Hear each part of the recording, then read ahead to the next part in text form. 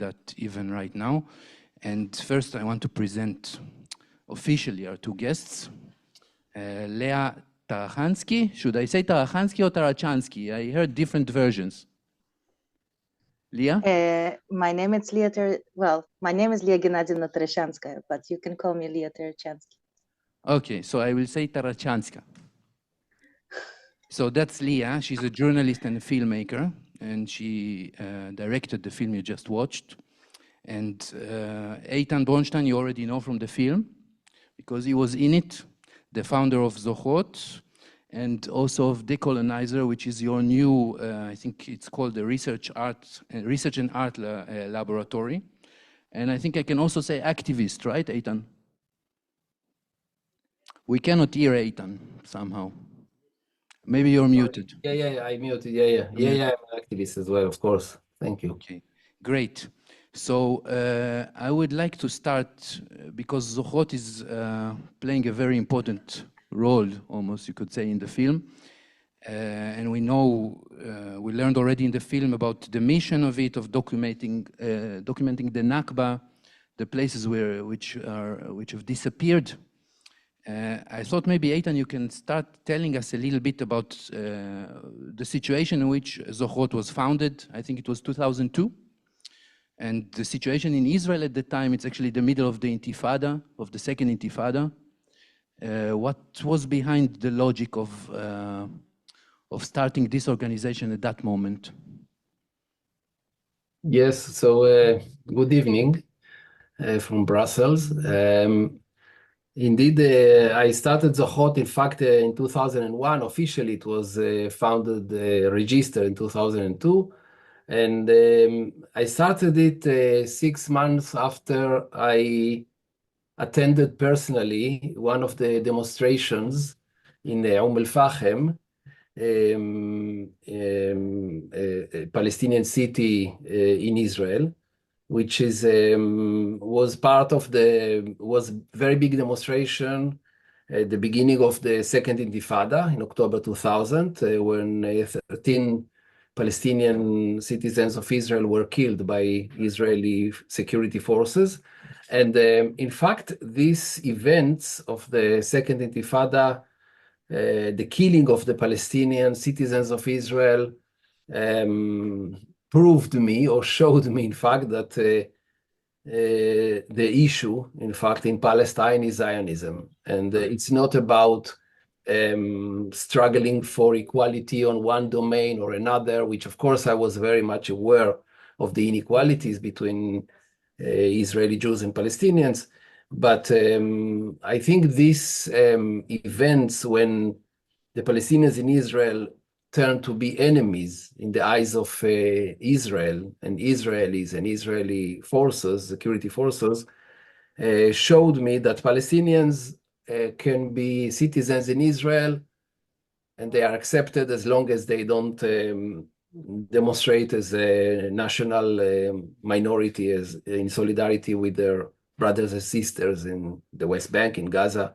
And so just 6 months later, I started Zochrot, and at the time I was not conscious about it, but now I understand the connection between the two events. Because in fact, Zochrot is an organization, I think it's very much unique, at least at the time, it was very unique in the sense that it challenged the very foundations of the Israeli state, which is the denial of the Nakba and the prevention of the right of return of Palestinian refugees. This, in fact, Israel is based on that, exactly, on the denial of the Nakba, and not allowing the Palestinian refugees to return. This happened since 1948, when Israelis took physically the houses of the Palestinians in order to prevent them go back to their homes. And the Nakba was denied for generations, 1 or 2. I grew up in Israel knowing zero about the Nakba. So this was the situation back then.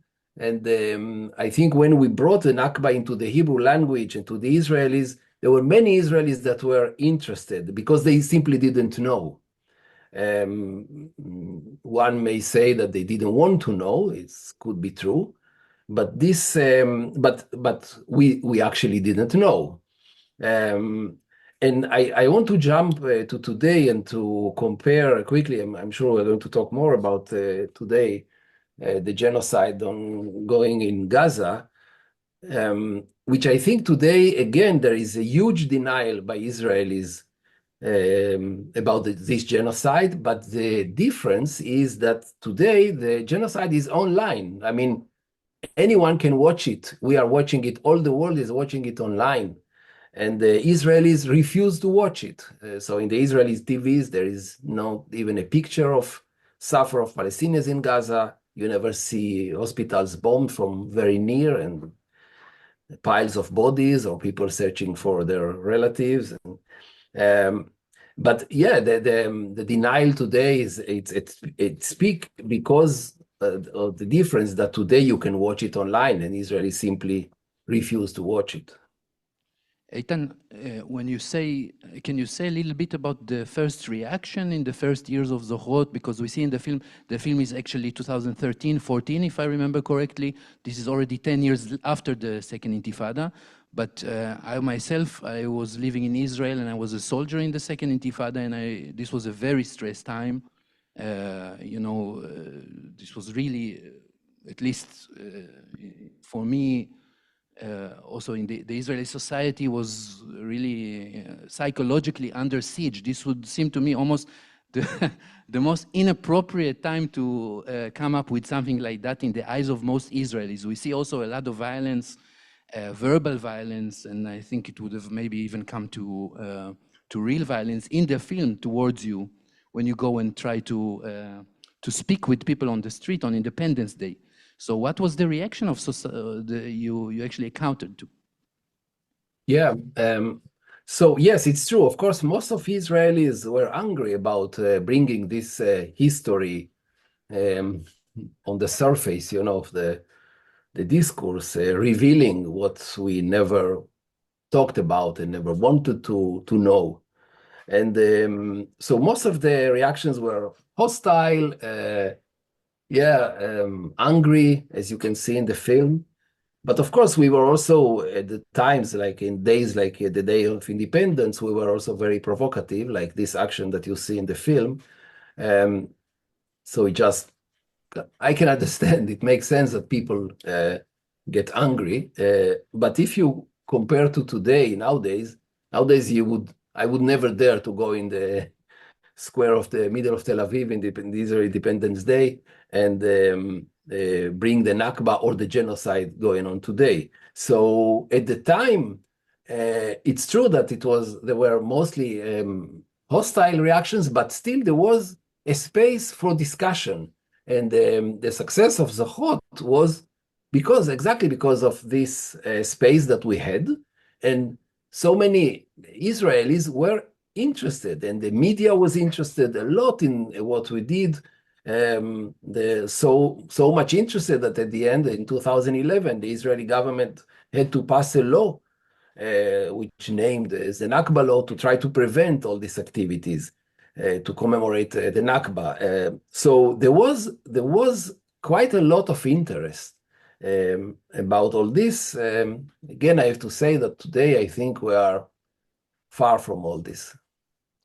So in a sense, just to finish this question of what Zochrot actually achieved, you said the first 10 years at least, or until the Nakba law was came to fruition in the Knesset, you actually did achieve some change in the collective memory culture concerning the Nakba, at least in some of the Israeli public. Yeah, no doubt that we achieved quite a lot, I have to say. At the time, I was sometimes even a bit surprised that we raised so much attention. But no doubt, yes, so many Israelis came to our activities, were very interested. I heard a lot of talks about Zochrot, mentioning it, about the Nakba.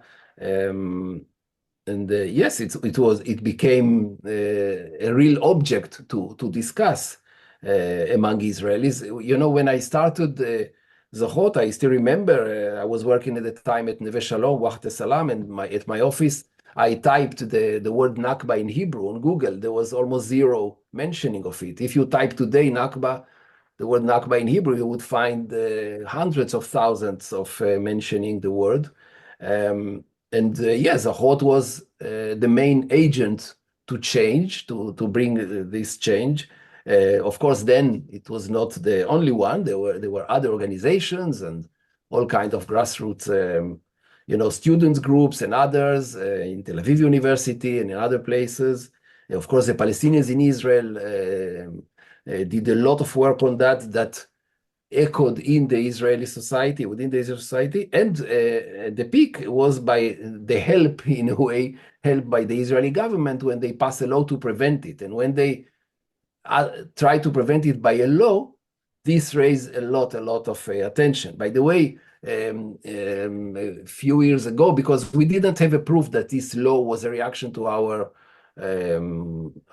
work, even though we thought this, it was just made sense. But some 3 years ago, there was an article, academic article published by 2 Israeli researchers, and they interviewed Alex Miller, that was the Israeli parliament member who was behind the law. He initiated the law, and he says there in an interview that they had to pass this law because in order to try to stop all these activities around the Nakba. So it really made a big change. Great, thank you. Lia, I would like to move now to speak a little bit about the film itself. And what I found, I watched the films 2 times this week and 1 time a few years ago. And what really catch my attention was the concept of bringing your own biography into a movie which deals with a much bigger theme of the erosion of the Palestinian memory in Israel. But I think your personal case and your personal biography, it also sums up around the middle of the film. There's really a moment where you stand next, a little bit outside of Ariel, and you say something like, everyone I love is here, you know? And I would really want you maybe to say a few words about what was your concept behind being bring your own biography into this story, because you have a very special one. I think you came from Ukraine in the 90s, like many other Jews. You came actually as a stranger to Israel, and you moved to a place which is actually a settlement. Were you aware of that at the beginning? Did it take you many years to understand where you actually landed? Can you say a few things about that? Do you have an easier question? I do, but I insist. Yes.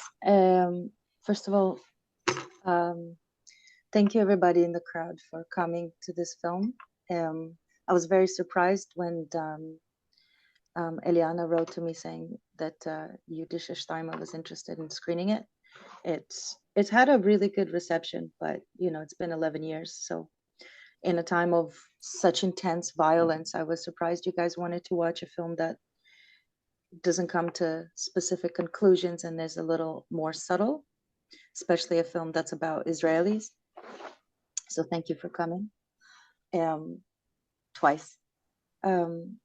So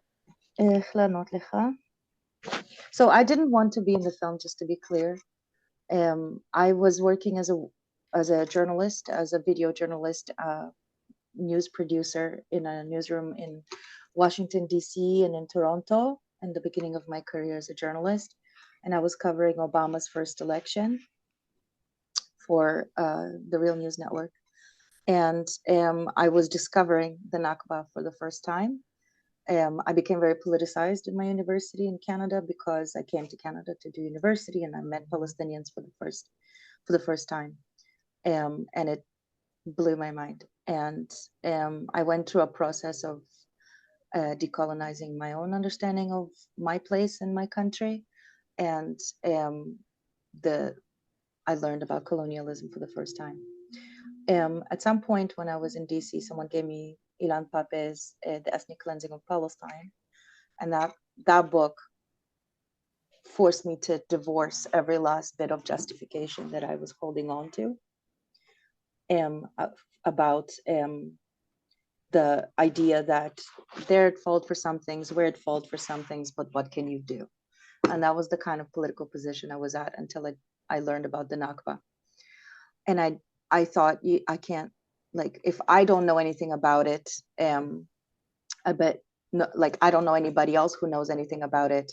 I bet if Israelis knew about the Nakba, it would blow their mind and we would not be able to do what we do.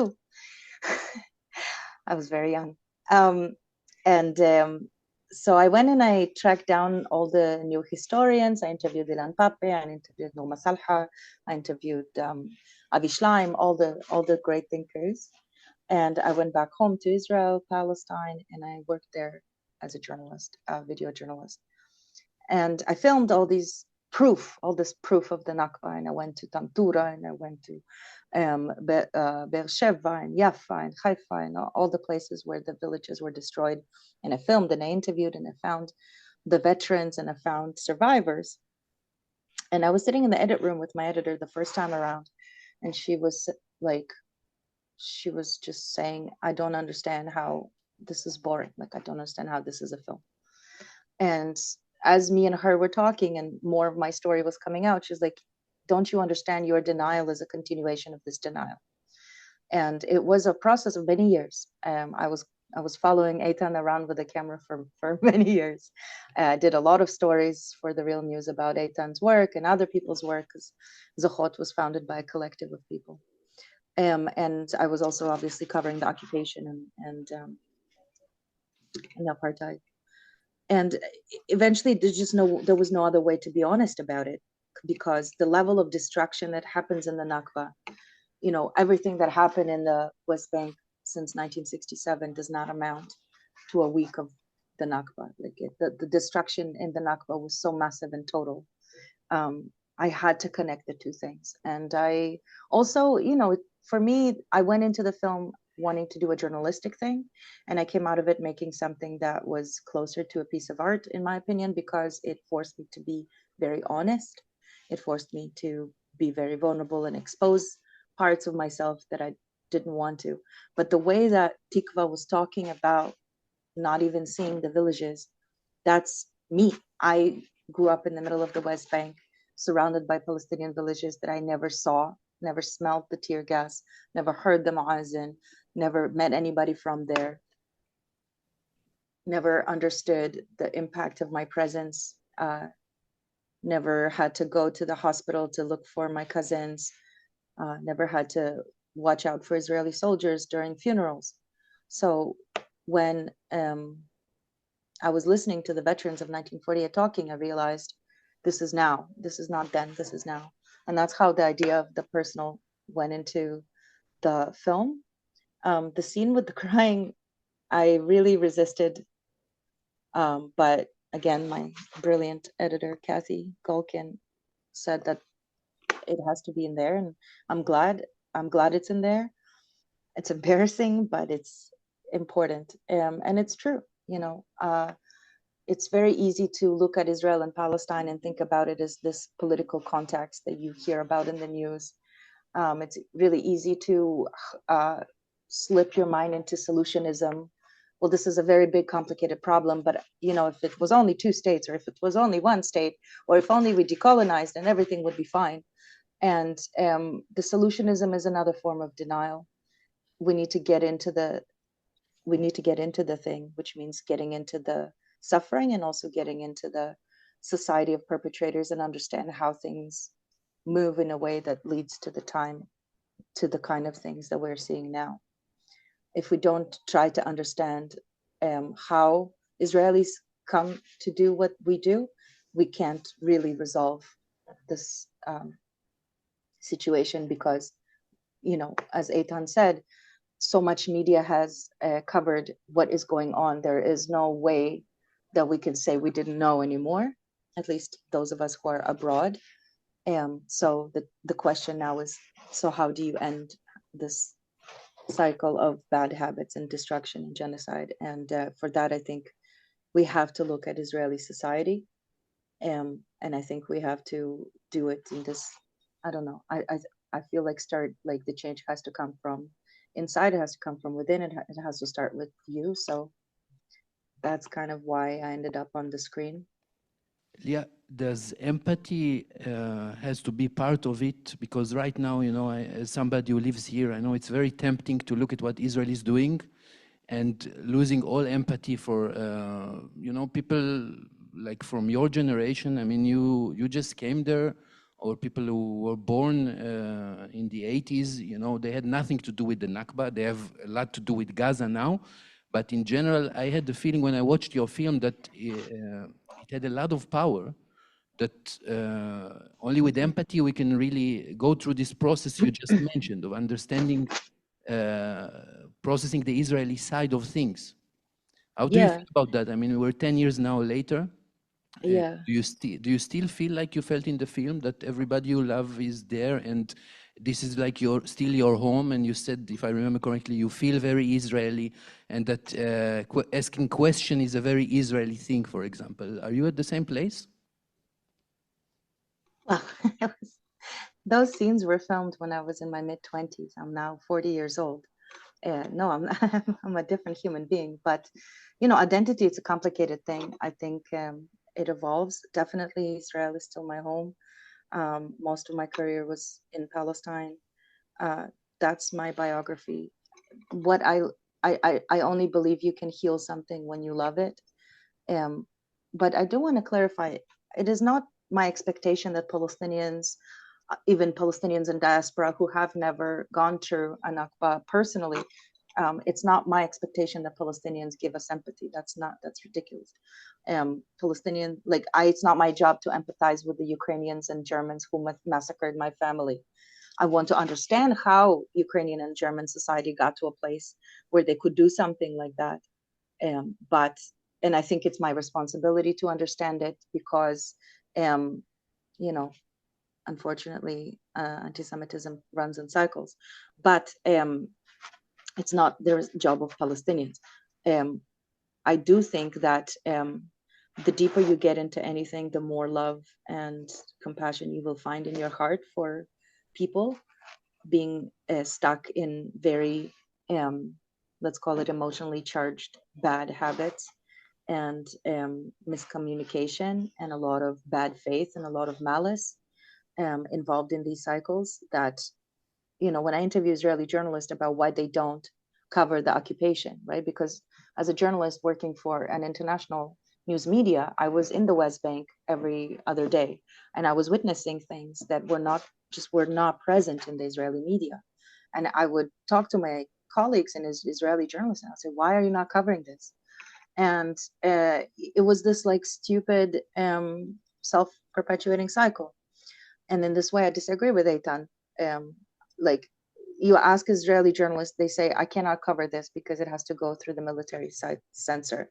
Okay, the military censor is now just a rubber stamp. It can pass the military censor, but I cannot cover it because my editor will kill me. Okay, the editor is not going to kill you. You can cover it, but I cannot cover it because the Israeli public doesn't want to see it. Anytime a journalist tries to talk about what's going on to Palestinians, their career kind of ends. Okay, well, the Israeli public now doesn't know anything about what's going on to Palestinians because nobody's covering it and they don't want to know. Okay, so now it's a cycle.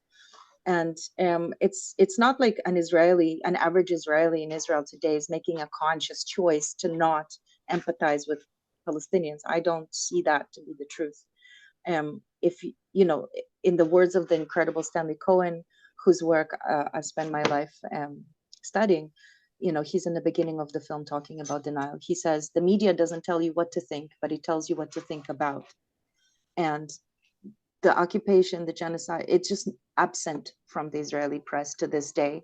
The average Israeli has access to that information through the internet. That's true. But how many people do you know want to spend their exhausted 2 hours at the end of the day looking at things that are incredibly painful when, you know, just 11 months ago, they may have lost somebody in the worst massacre Israel has ever experienced? The pain of having to send your children to school in the second intifada and not knowing if they're going to come home, I understand that the level of oppression is completely disproportionate between Israelis and Palestinians, but Israelis don't compare themselves to Palestinians. Israelis compare themselves to Jews and other people in Europe and North America. And in that comparison, they feel that they are victims. From abroad, it's easy to say, well, Israelis don't suffer as much as Palestinians. Okay, but that doesn't get us closer to understanding what's going on. And in the end of the day, if you follow your curiosity, you will find your empathy. And for me, both as a documentary filmmaker and journalist, that is the most important thing. Okay, I want to move on a little bit and to speak about one of the protagonists in the film, about Amnon Neumann, which is obviously plays a very important part. And I think I already mentioned, I mean, at least in my eyes, the main theme of the film is erasing memory. And Israel erased the Nakba materialistically from collective memory directly after 48. I mean, Ben-Gurion gave the order to make it look like it was never there. There was ethnic cleansing, and every track of previous Palestinian life was actually gone.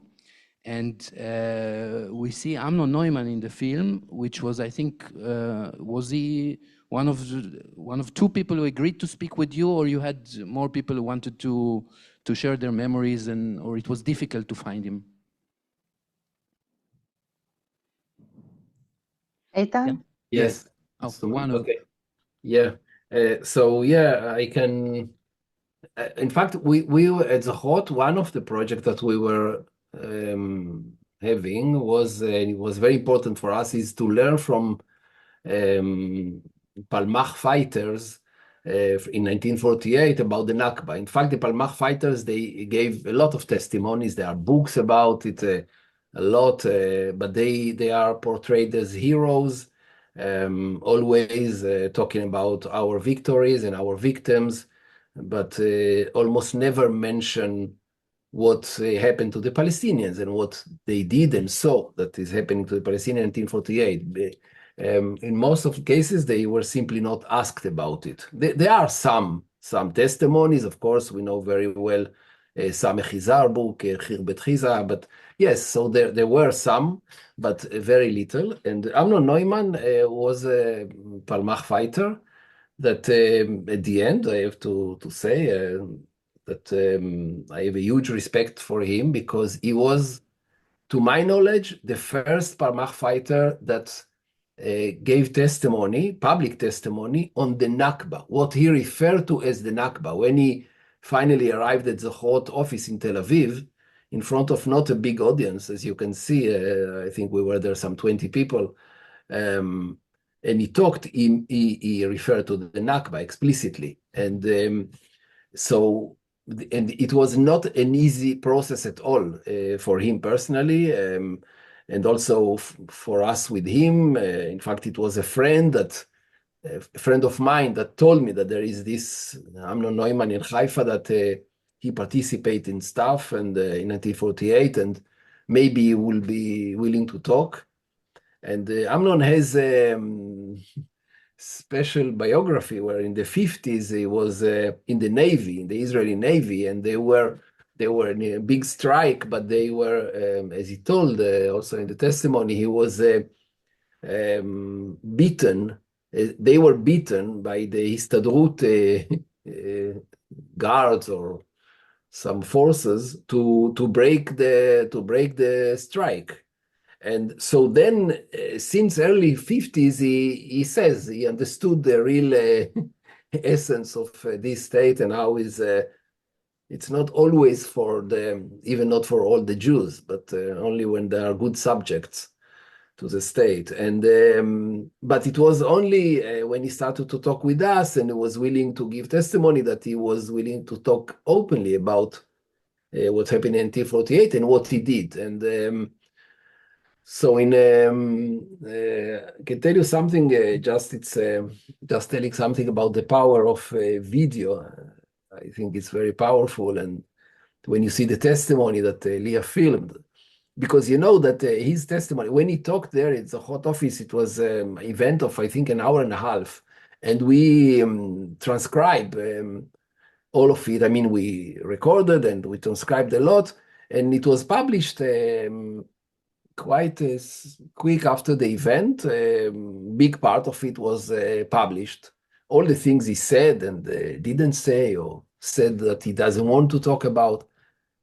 But only after the video was published, a short version of some 13 minutes, I think, of the testimony, this went viral. It was in so many places in the world, in the Arab world, they took it, and because he clearly testify on things that he did, even if he didn't say in details, but he said, why I don't want to talk about it, because I did it.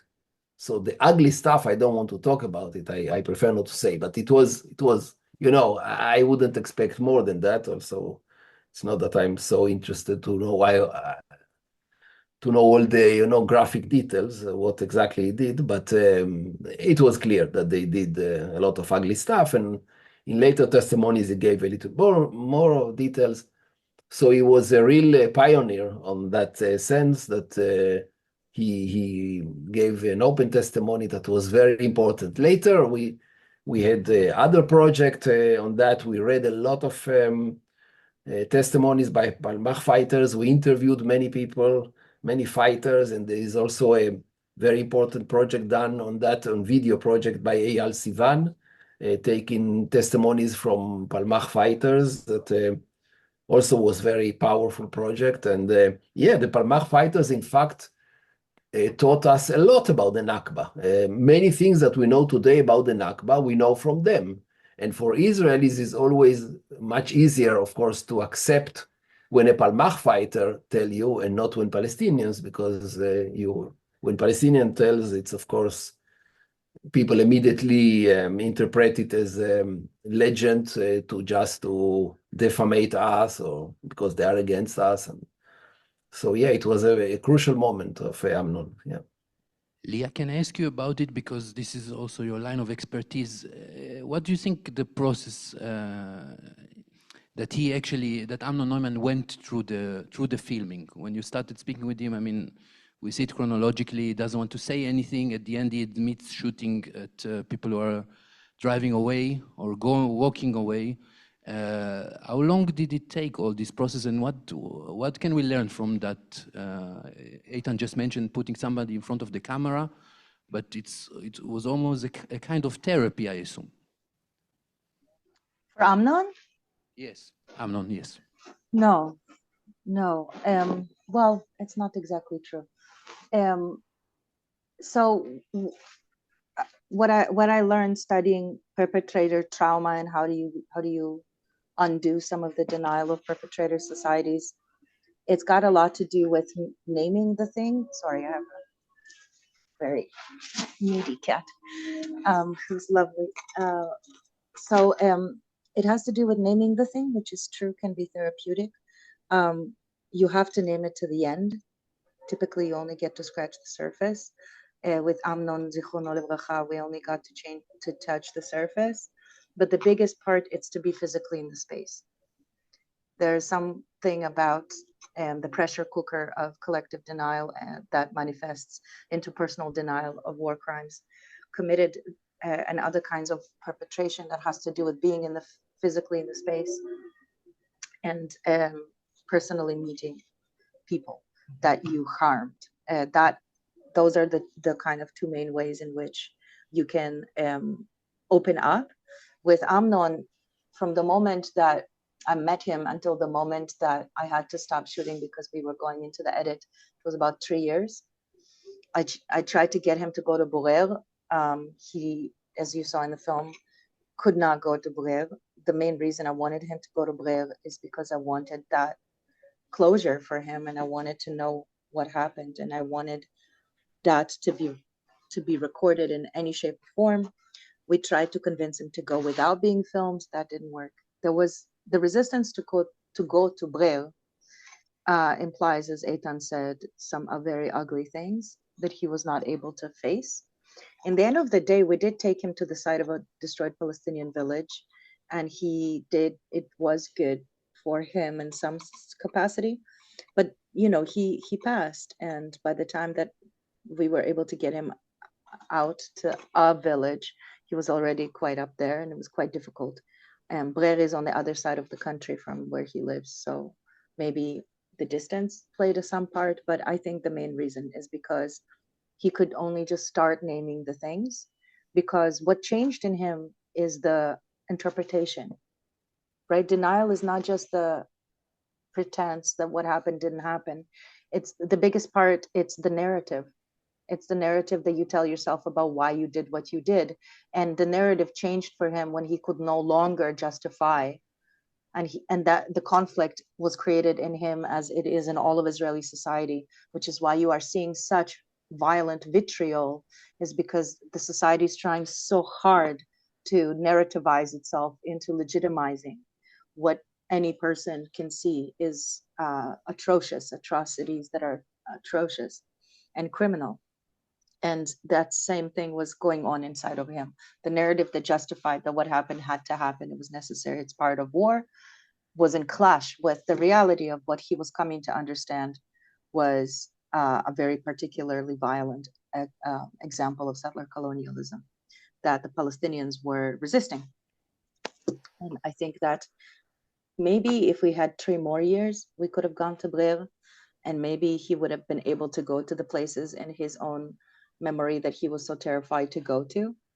But I'm grateful to him for the steps that he took. I feel that he has given us something precious. And he also had inspired a lot of other veterans to be more honest. And, you know, this film is part of a whole movement of Israeli films that tackle the Nakba. It's not, you know, it's not unique in a particular way. Like, it's part of a whole movement. The most recent addition to that movement is Alexandrovich's film Tantura that I know you guys watched. So there's like there's so many films that Israelis have tried to make about different aspects of this, that Zochrot actually post Eitan started the Nakba Film Festival, and the film you just saw was the opening film of the first Nakba Film Festival, but they did half a dozen other ones, and some of those films go deeper with veterans than I did. My film is about denial, so I feel that in that sense, Amnon's inability to go there was the story, more than trying to get the exact details of the atrocities he committed. Okay, I want to stay now with the theme of denial, because there's a moment in the film where Amnon is actually complaining about the younger generation not knowing anything. You know, like he's actually complaining about the Nakba being erased from memory and not being taught in school. And I mean, it was 2013 or 14, and I can also attest to that.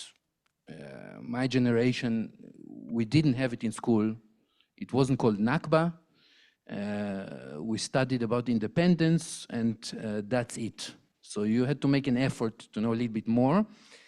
And now I want to bring us more, to make the bridge to today. Because if you look at the history of Israel, so I mean, it started long before the Nakba. I think even erasing, in a sense, Palestinian memory. But you had the Nakba, then you had the 67, and the consequences for the Palestinians, which are also, until today, I think for most Israelis, are not really clear. It's like a blur in history. And now we're at a point of complete destruction in Gaza and a genocide. People have different names for it. I don't think it really, we're on the same spot, I think, anyway. So what did we actually, if you look at that, Eitan, if you look at Zochrot and what you started, you spoke about that at the beginning. And you look at the place we're at right now.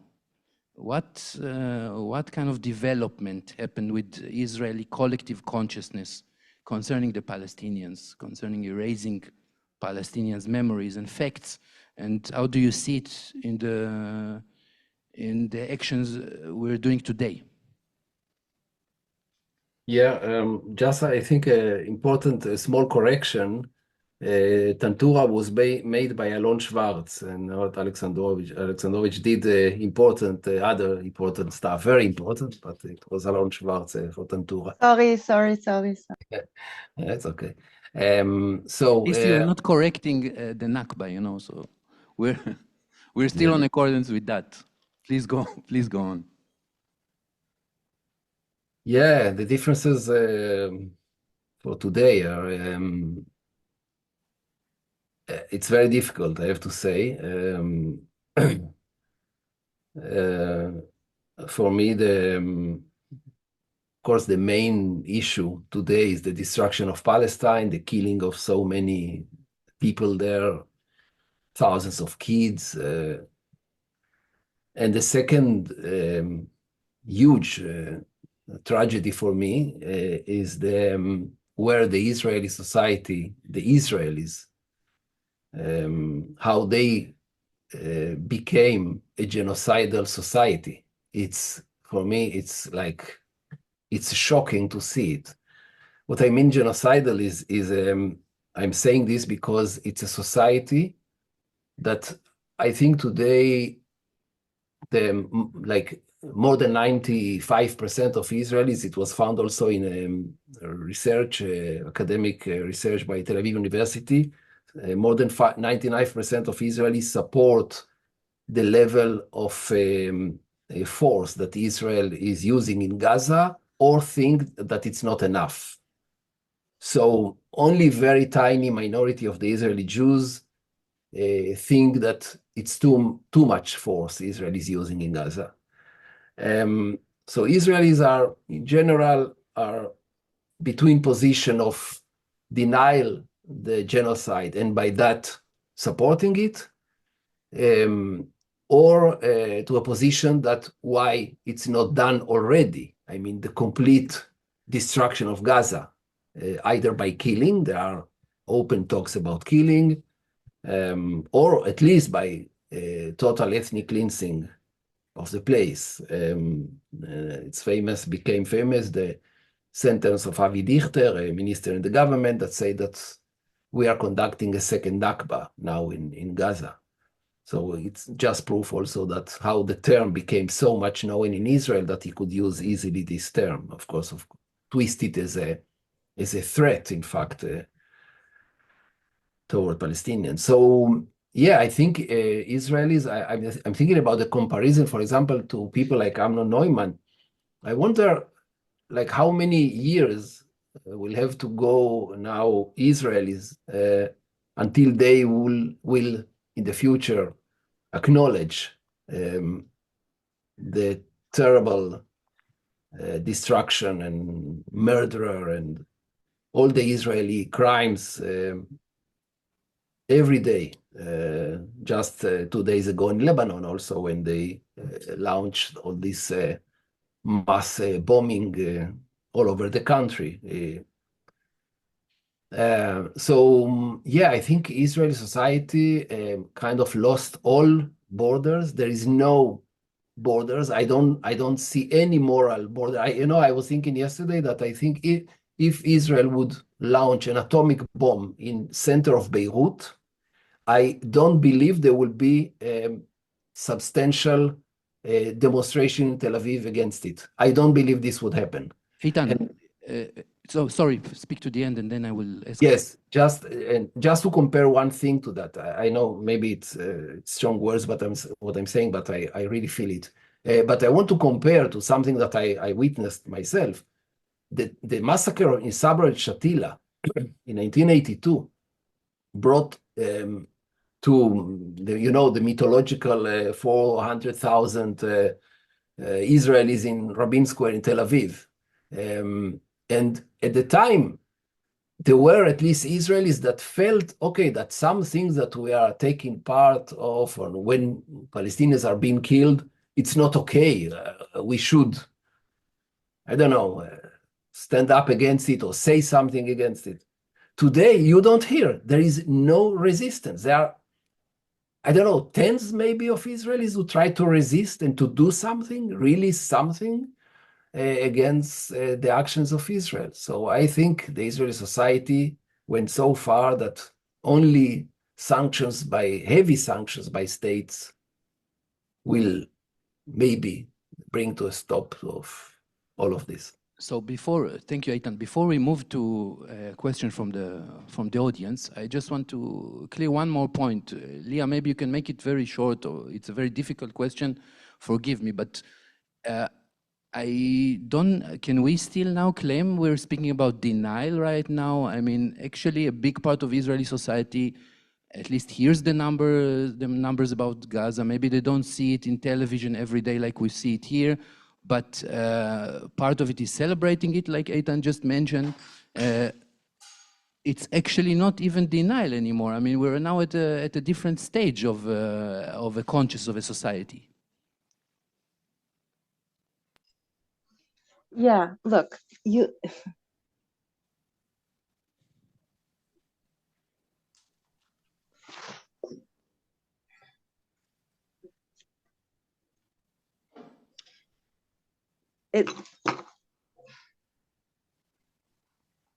let me use a very violent metaphor.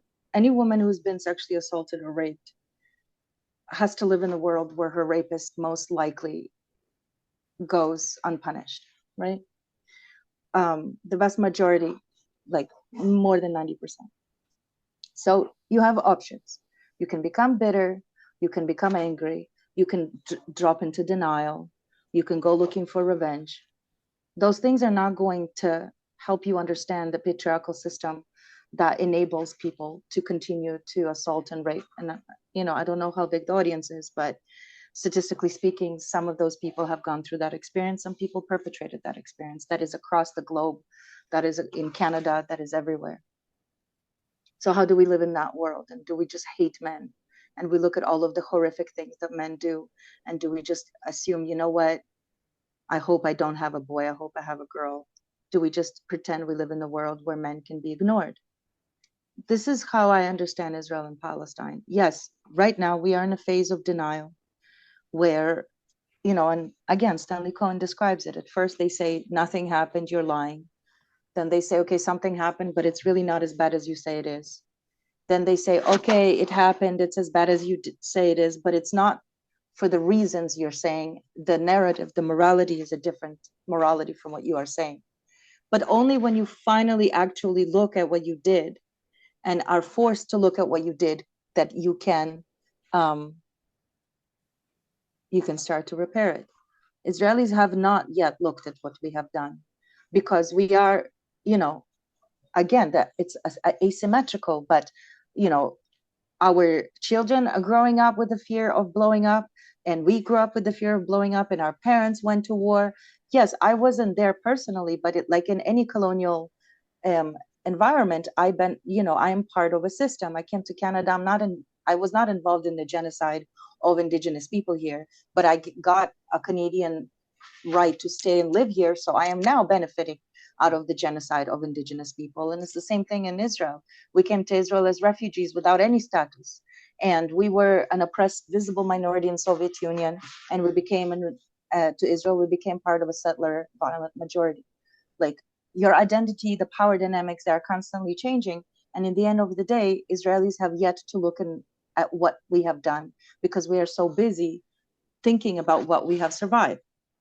And so until that happens, we're not going to be able to reconcile the ignorance that is still pervasive of most Israeli society of the reality Palestinians are going through and have gone through, and what that means in terms of our complicity and our perpetration.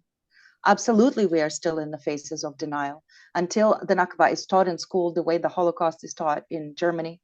And you know better than anybody, German society is still in processes of denial that are bewildering.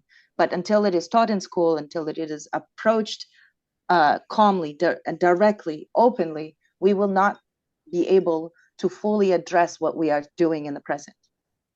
Okay, thank you very much. That was a very, very enlightening answer. Let's take some questions from the audience. Do you mind describing the room? Like, how many people are there? Like, we are, I think, around 100 people watched the film the second time, and I wasn't there before, but 200 watched the film, I assume. And right now there are 100 people here. Very nice people. It's a shame you cannot see them. Yeah, Lia is in Canada, right? Lia is in Canada and Eitan is in Brussels. Yes, thank you very much for the very interesting. Thank you very much for the very interesting movie. I have 2 comments and 1 question. The first comment refers to the, Eitan said so, online genocide, which is true. It's totally visible and transparent. And this is very unique for that genocide in comparison to all others. And but I do want to comment on the introduction words of the moderator and of your words, dear Eitan. It has to be stressed that it is more than a denial. It's not a resistance, not to look, not to see the Palestinians, and this is racism, which has always been and has always been cultivated in Israel. And now, as you said correctly in the last part of your response, a vast majority is in support of the government, waiting for Trump to finish this business. And this has to be attacked. It has to be attacked that they are in support of a genocidal war against the Palestinians, and not only on a denial. The majority of the Israelis is in support. There is a minority that is bigger than, as you said, that some of them, for instance, the families of the Hatufim, hostages, and also 50% of the kibbutzim and settlements that were attacked on the 7th of October won't participate in the memorial celebrations that the government is planning for the 7th of October. And why? And this has to be propagated. Why? Because the government denies a committee of investigation of what happened on the 7th of October up to this very day. And this is very, very important. They don't want to investigate it, and they don't want to clarify what really happened then. And so many of the kibbutzim and places and most of the families of the hostages won't participate in all the governmental memorial celebrations. And the main reason is they have been there at the 7th of October, and they are still there denying their responsibility for the whole case. Now I come to my question. I do understand the suffering of the Israelis, and I have empathy for Leah and other Israelis, but we have to name the main guilt of all these suffering on all sides, on the side of the Palestinians and on the side of the Israelis. It is the Zionistic ideology that the kernel of this ideology is an exclusive Jewish state. And an exclusive Jewish state means cultivate the whole racism against everybody who is not Jewish in this state. And we have to find this ideology, the kernel of which is an exclusive Jewish state. I want to ask you whether you agree with me, Leah and Eitan.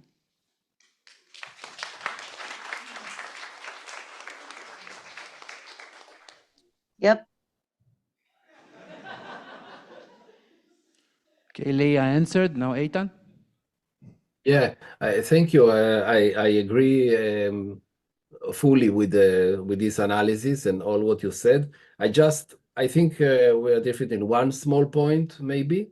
I think I don't know whether to say resistance, but protest against the government, including refusing to participate in the commemoration and so on, and by the hostages' families. Yes, I agree that it exists, and quite big minority in Israel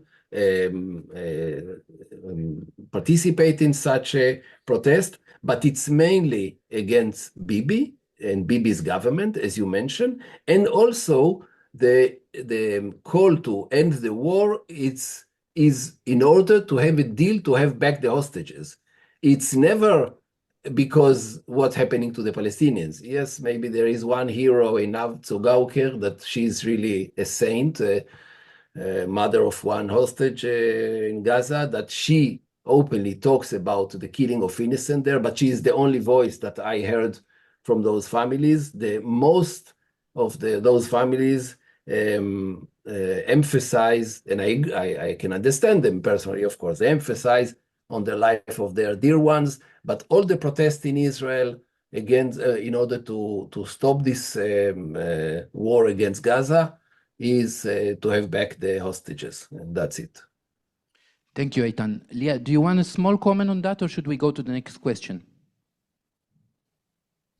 No, I think it's ridiculous to make. I think it's ridiculous to know. We don't know, and all we can say is what we see in the media, and we have talking to our friends. So I don't know that that's true, and I think it would be ridiculous of me to make that kind of speculation.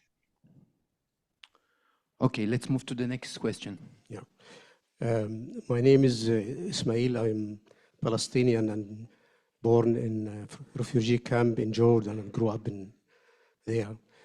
Thank you very much for this very, very impressive film. I agree totally what Fanny said. Due to the reason of this what's happening with the Palestinians now, the genocide which taking place every day in Gaza and in the West Bank. It is the fascism, Zionism ideology which is now taking more place in the Israeli society. My questions goes to both of you, in which direction the Israeli society is going.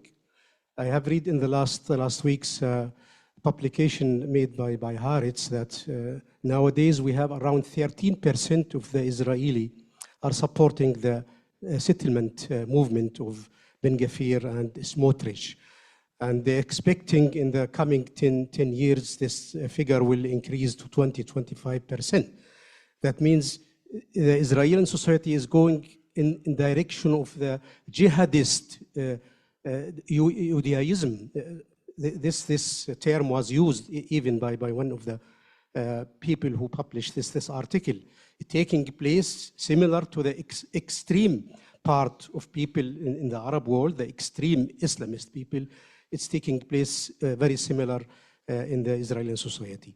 This is one question. The other question, just not to take more time from you, is there any cooperation in Palestine with the Palestinian people in Israel, the Palestinian Israeli people, regarding documentary films in this direction? I know that there is some people also producing films about Nakba and about this memory, and they are trying. One of the members of the Knesset, Tibi, I have seen in the film, he is very and keen of that and starting to support this direction. Thank you very much. Eitan, you want to say something about the direction the Israeli society is going? Yeah, opinion. I think the Israeli society has gone too far. In fact, I 1 week before October 7, I presented in London in a conference on one state, speculation maybe that Israel is going to its end by itself, and mainly by the process that the person who spoke now, the Palestinian, mentioned, the fascization of its own society, and the internal contradictories that I don't think it's possible anymore to come to terms into the Israeli society. And I see, and now I think the attack in October 7, I think the history will be remembered as the peak of the decolonization of Palestine. I think Israel is going, even though it seems very strong for now, but I think it's going to collapse. I don't see how Israel as a state, as a Jewish state, supremacist Jewish state, will endure too long. I think, this what we have to have is sanctions by states, and I'm glad to hear that even Germany start to look at the embargo of weapons against Israel. This will come with, of course, a huge pain. I still have family there, many friends. The suffer will be big, but the suffer is mostly by Palestinians, and we didn't see yet the end of all this suffer. I'm afraid that Israel, if it would not be stopped by force very soon, the atrocities will be even bigger than what we see until now. So unfortunately, yes, I think, I hope, and then I hope Israelis will be able, at the day when Israel will collapse, at least some of them, to live in equality with Palestinians, but in Palestine, in free Palestine. But it's very difficult to see it today. I'm afraid that many of them will choose the Algerian option, like most of the European settlers or the French in Algeria, that they run away because of this possibility, fear of this possibility to live in equality with the indigenous Muslims.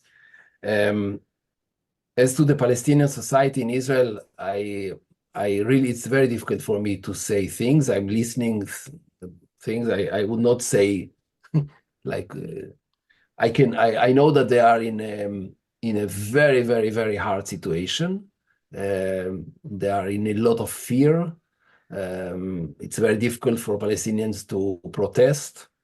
They are being arrested and fired from work, or all kind of things to them just because of minor things they say. So yeah, I think they are in a huge shock. But this is very transparent for Israelis that are dealing with their own victimization from October 7 attack, and this victimization is being perpetrated every day by the media and by the politicians. We are the ultimate victims since the Holocaust, and now October 7, which compared to the Holocaust, been used also as genocide. So yes, I think I don't see anything optimist for the Israeli society, and I don't think we should even consider in them like their suffer as part of the, like what to do in the future. I think that if the state will not be boycotted in many forms, politically, economically, culturally, to put a lot of pressure on Israel, the embargo of weapons, of course, very important, there will be no change. And unfortunately, the consideration of the pain of the Israelis is minor to all in all these considerations. Thank you, Eitan.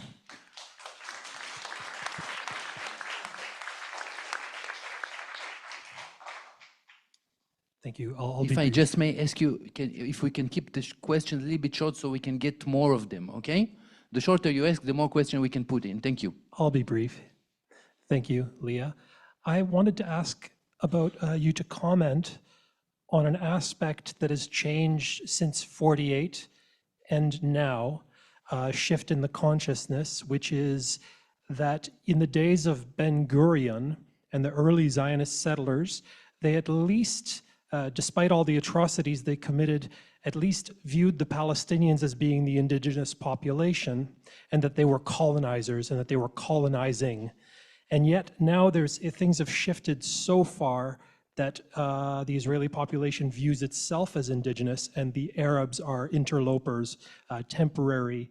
And I was just curious if you could comment to that aspect of the overall equation in the context of the movie. Leah, I think the question Are is you to you. me? Yes. So just to clarify, Ben Gurion, not so much. Jabotinsky and Theodor Herzl were explicit in naming colonialism as the political movement that political Zionism was chasing.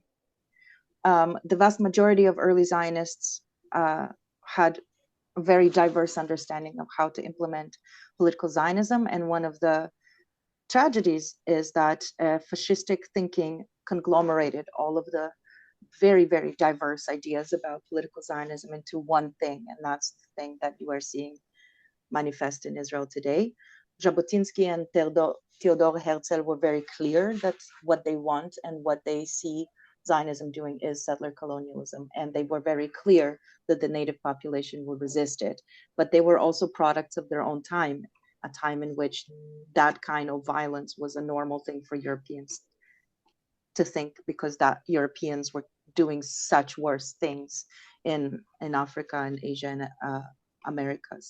So it was like for them natural. Yeah, I don't think most Israelis see themselves as settlers, but that is the natural progression of settler colonialism.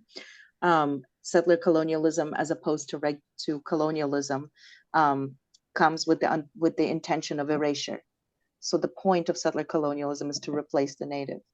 And that is a narrative that Israel has tried to push very hard, and I think is only really bought by Ashkenazi Israelis. Mizrahi Israelis come from Yemen and Morocco and Tunisia and Egypt and Iran and Iraq, and have lived experience of the Middle East. The Middle East is not an Orientalist idea in their minds.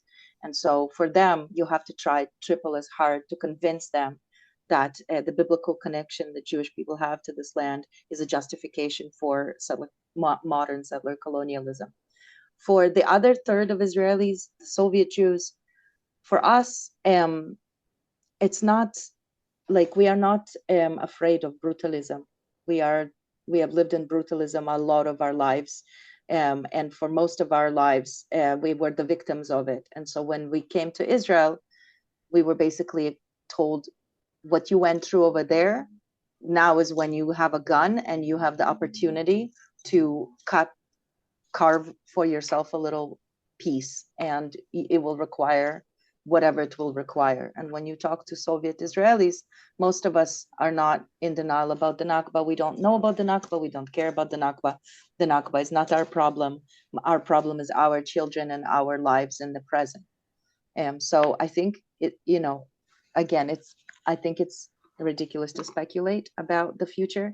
As a journalist, I found that to be a fool's errand, and I don't engage in specularism. But I can tell you that the incredible Ugandan scholar, thinker, historian Mahmoud Mamdani, when he was asked that question on a panel that I was at, the way he framed it was the most accurate thing that I've heard, which was that, in 1994, when he was writing about Rwanda was engaged in so many processes of civil society, peace and reconciliation, and a decolonial narrative, and talking about the past and really healing what the French and the Belgians did, and thinking about the future. Meanwhile, it looked like South Africa was on its way to a total civil war and Nakba-style genocide. And then 10 years later, so this was 1984, sorry. 10 years later, as we know, Rwanda descended into a genocidal civil war, and South Africa ended apartheid. And I think that we don't know the future. I think that when Israeli apartheid collapses, the vast majority of Israelis will say that they were always in their secret heart of hearts against it, because every person in the world wants to see themselves as a good person, and they want to see themselves as living on the right side of history. So the way I look at it, I don't wonder about optimism. Optimism is a feeling that you get about things based on very partial information, and it's one morning I'm optimistic, one morning I'm not optimistic. For me, I think about hope, and hope is an action. Hope is an action of love that you have for yourself and for your people and for the world, and you keep doing, and you wake up every day and you find something else that you can do to make something a little bit better. I don't try to escape my mind into futurism. I find that futurism is a place that we go to when we cannot deal with the present. I try to spend my time facing the present and honoring the past. So that's all I can say. Thank you, Lia. 2 more short questions, please. I am Asim, a German Palestinian activist and politician. In the film, I have observed the growing awareness among some Israelis who are confronting the suppressed chapters of their history. However, in Germany, we are experiencing the opposite. Not only is our suffering not acknowledged, but our displacement is even denied, including through a pressure or a little book that was distributed in the school earlier this year, titled Meet 1948.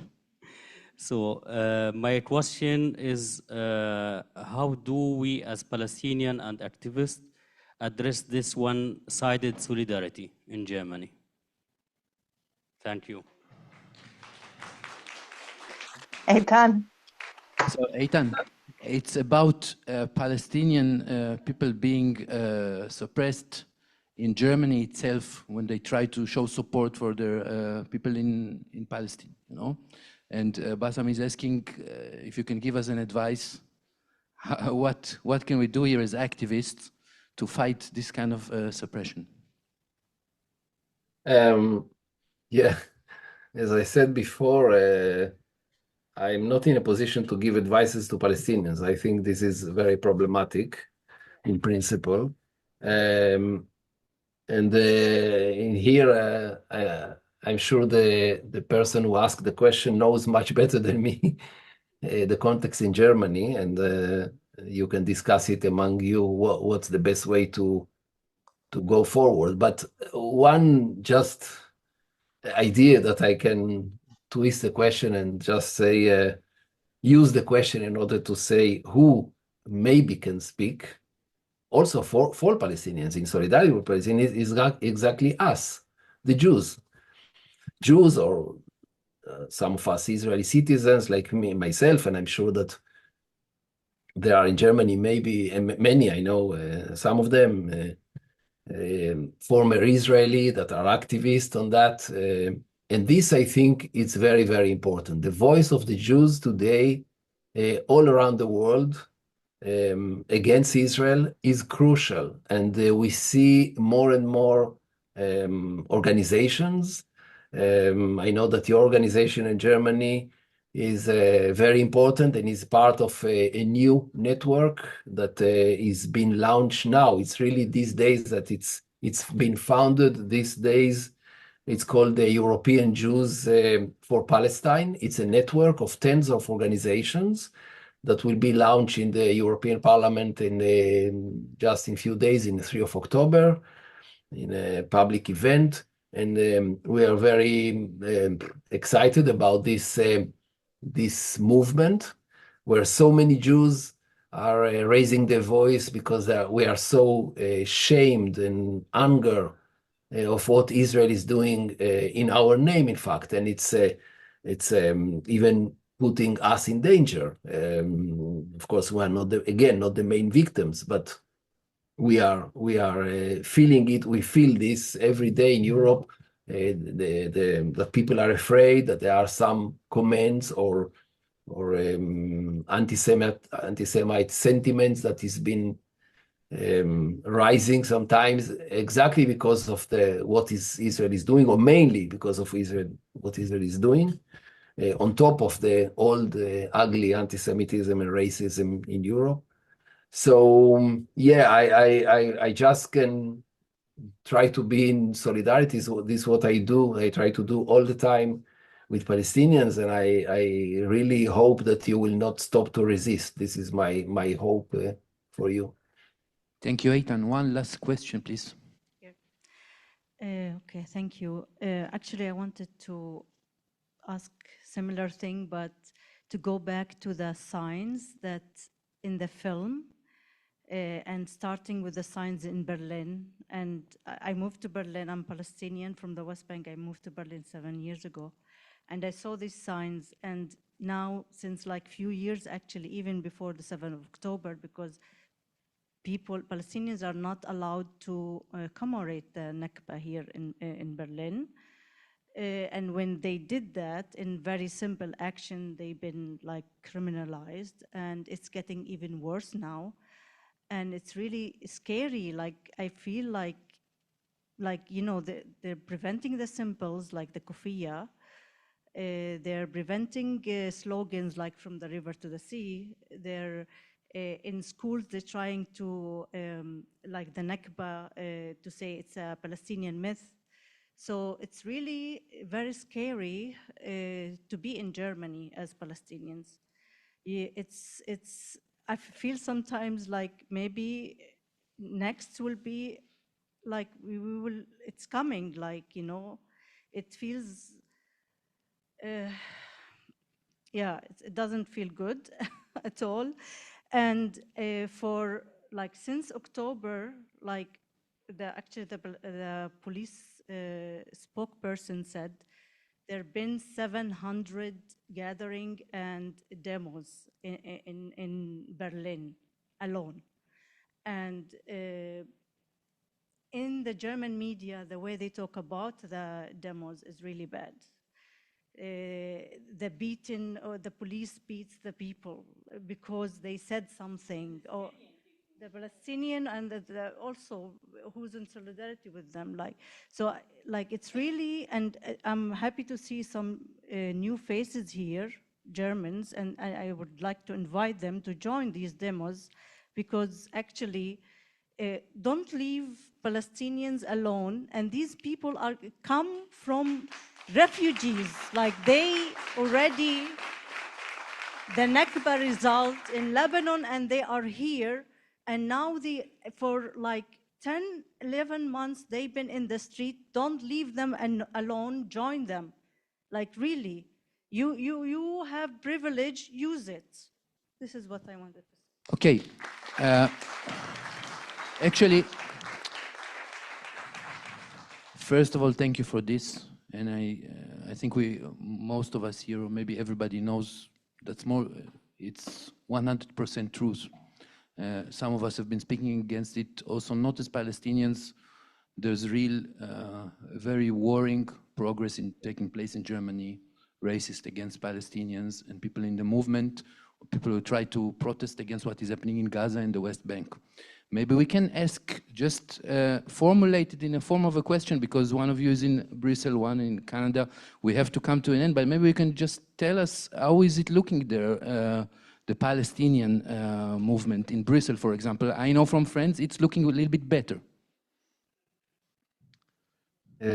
Yeah, in Brussels, in fact, can be a bit locally proud. Our city here, that it's I saw in other cities. I didn't see another city with so many Palestinian flags in the windows, graffitis. Comparing to Paris, I was in Paris, in Montreal, in I don't know, in Palermo, in Italy, Barcelona. No, none of them has so many presence of the struggle for justice in Palestine. So yes, there is a lot going on here, and also I know from reading, from talking with friends, activists, that yeah, we are in a much better situation than in Germany, of course, in that regard. But still, it's also here there is fear. Islamophobia is high, of course. The Jewish community, there is a quite strong Jewish Zionist community here that push to silence and to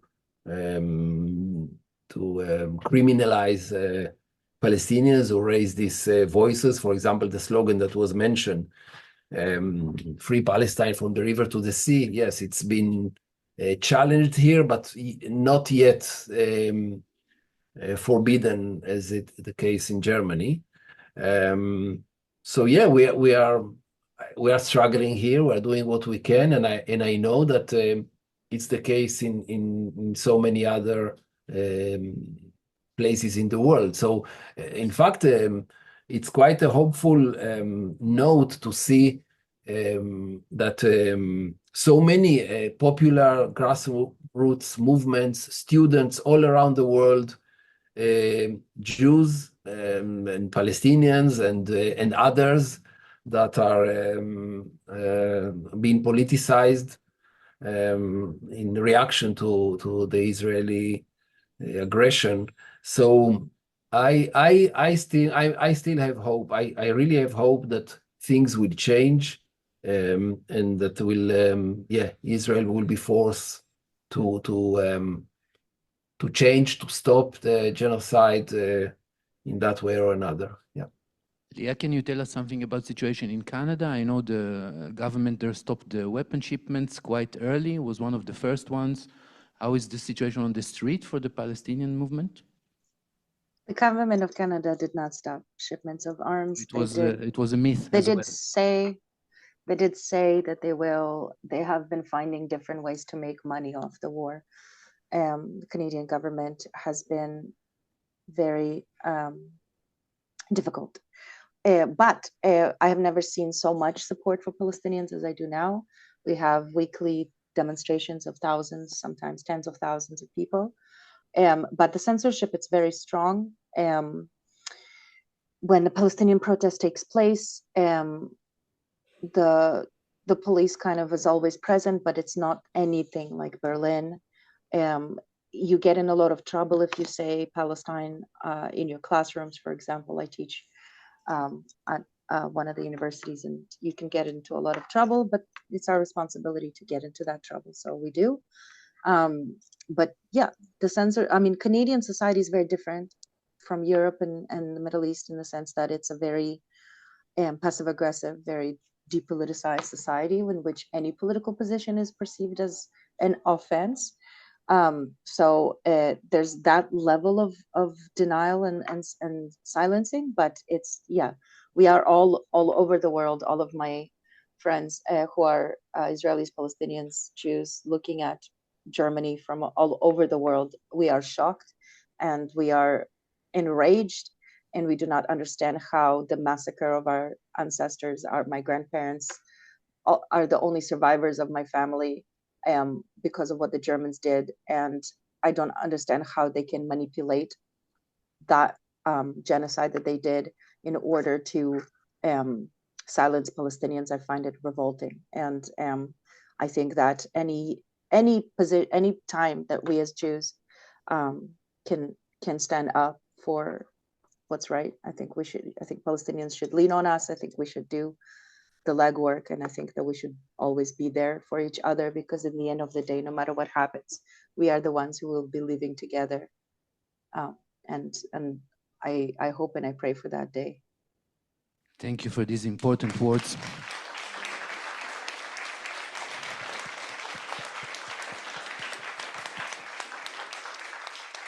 Just before I say goodbye to you guys, I want to remind the audience, there is a box for donations to the Ghassan Abu Sitan Children's Fund outside, if you want to give something when you leave. Lia and Eitan, thank you so much for this conversation. I know it's not easy these days to speak about this, even the time the film was made, not to speak about the time where Zochrot was funded. It looks like a different universe. Thousands of years ago. Who would imagine this will happen in such a short time? But these are the times, and I'm very thankful you were willing to share your thoughts with us. And thank you also Udi. for the audience. Thank you, Udi, for seeing the film again, and thank you to the audience. Thank you very much. Take a photo for us. We're very curious what you look like.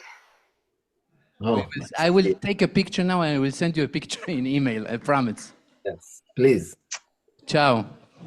Thank you very much. Bye-bye. Bye-bye.